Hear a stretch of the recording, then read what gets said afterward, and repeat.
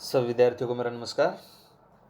तो पिछली वीडियो में हमने जो प्रत्यय प्रकरण है कत्वा कत्वा लेप और तुम, तो उनको किया था। आज की वीडियो में हम जो वर्तमान कालिक प्रत्यय हैं शत्रु और शानच प्रत्यय का जो विवरण है यहाँ पर हम पढ़ेंगे।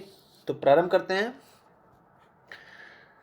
एक कार्य को करते हुए जब साथ ही साथ अन्य कार्य भी किया जा रहा हो तो करता हुआ या करती हुई, चलता हुआ या चलती हुई, पढ़ता हुआ या पढ़ती हुई इत्यादि अर्थों को बताने के लिए परस्मैपद धातुओं में क्षत्रिय प्रत्यय तथा आत्मनेपद धातुओं में शानच प्रत्यय का प्रयोग किया जाता है।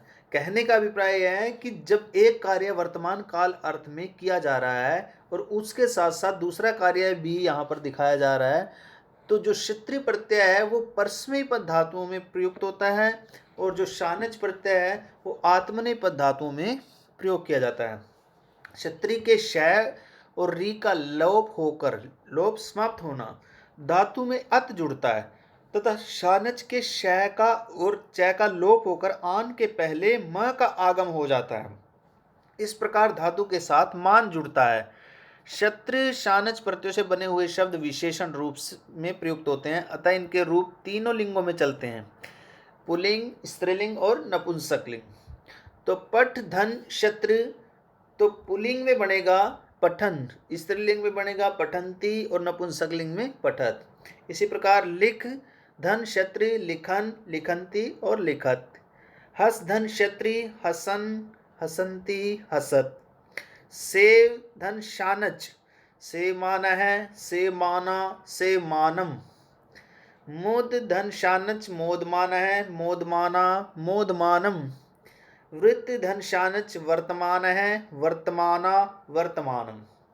इस प्रकार से ये अपने अपने रूपों को तीनों लिंगों में जो है वो विभक्त करते हैं। वाक्य में प्रयोग करते हुए क्षत्रिय शानच प्रत्यांश शब्दों में उसी लिंग विभक्ति तथा शानच का वचन का प्रयोग होता है जो विशेष्य का होता है। यथा यथा जिस प्रकार से, जैसे पिता गच्छन्तम पुत्रम भोजनाय कथयति, पिता जाते हुए पुत्र को भोजनाय भोजन के लिए, कथयति मैंने कथ धातु है कहता है। इस वाक्य में पिता किस प्रकार के पुत्र को भोजन के लिए कह रहा है, इसके उत्तर में जाते हुए पुत्र को है, अतः पुत्रम के विशेषण रूप में गच्छत शब्द में भी द्वितीय विभक्ति का प्रयोग होकर गच्छन्तम पद बना। इस प्रकार अन्य वाक्य भी समझे जा सकते हैं। तो जैसे दे रखे हैं इसमें, विद्यालयम गच्छन्ति भी बाला भी मार्गे कपोता दृष्टा, विद्यालय जाते हुए बालकों के द्वारा, मार्ग मार्ग में सप्तमी, कपोता मैंने कबूतर, दृष्टा मैंने देखे। माता से मानाए पुत्राय आशी ददाती, माता सेवा से प्रसन्न होकर पुत्र को आशीर्वाद ददाती है। मोद मानस्य जनस्य प्रसन्नताया किम कारणमस्ति, स उच्चे पश्यन् पतति, चलन्ति बालिका मार्गम पृच्छति, सा कम पश्यन्ति गस्ति।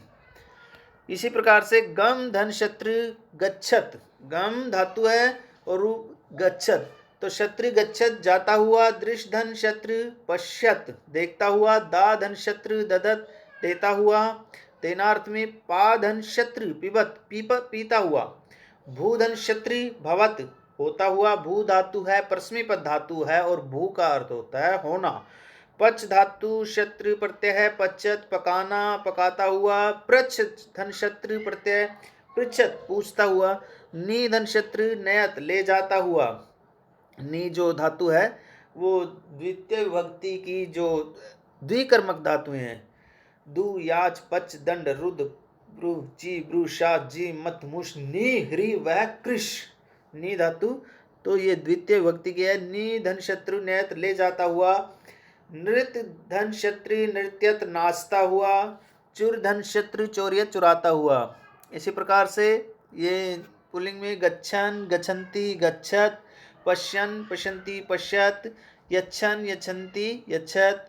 पिबन पुल्लिंग में पिबन्ति, स्त्रीलिंग पिबत। भवान भवन्ति भवत, पचन पचन्ति पचत, पृच्छन पृच्छन्ति पृच्छत। तो इसी प्रकार से उदाहरण दिए हुए हैं। उसके बाद है शानच प्रत्यय के कुछ उदाहरण है शानच के, जैसे यज धन शानच यजमान, यजन करता हुआ, यज करता हुआ तो यजमान है, यजमाना, यजमानम। इसी प्रकार से लब धन शानच लभमान प्राप्त करता हुआ, लभमान है, लभमाना, लभमानम। सह धन शानच सहमान सहन करता हुआ, सहमाना है, सहमाना, सहमानम। उसी प्रकार से जम धन शानच जायमान पैदा होता, जायमान है, जायमाना जायमानम। शींग धन शानच श्यान सोता हुआ, श्यान है, श्याना श्यानम। वृद्ध धन शानच वृद्ध धातु है वर्धते रूप में, वर्धमान है, वर्धमाना वर्धमानम। तो ये कुछ शानच प्रत्यय के भी उदाहरण थे।